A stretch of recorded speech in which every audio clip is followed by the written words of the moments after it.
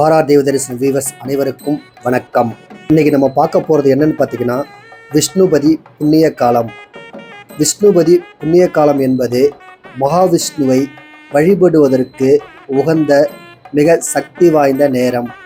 இது ஒரு வருடத்தில் 4 முறை, அதாவது தமிழ் மாத பிறப்புகளான வைகாசி 1, ஆவணி 1, கார்த்திகை 1 மற்றும் மாசி 1 ஆகிய நாட்களில் வருகிறது.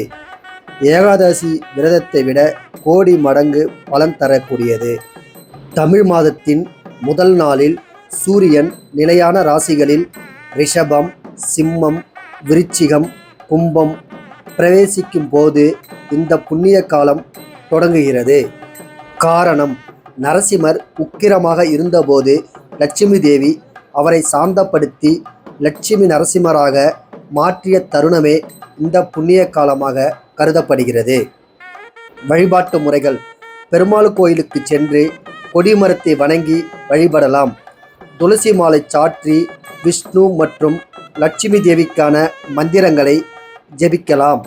உங்கள் கையில் 27 பூக்களை வைத்துக்கொண்டு பெருமாள் சன்னதியை 27 முறை வலம் வந்து ஒவ்வொரு சுற்றிலும் ஒவ்வொரு பூவாக கொடிமரத்தின் முன் சமர்ப்பித்து வழிபடுவது சிறந்த பலன்களை தரும். அடுத்த விஷ்ணுபதி புண்ணிய காலம் ஆவணி 1, 18/8/2026 அன்னைக்கு வருது. இது மாதிரி கோவிலை பற்றின முக்கியமான அப்டேட் உங்களுக்கு வேணும்னா மறக்காமல் நம்ம ஆர்ஆர் தேவதரிசனம் சேனலை சப்ஸ்கிரைப் பண்ணுங்கள். நன்றி, வணக்கம்.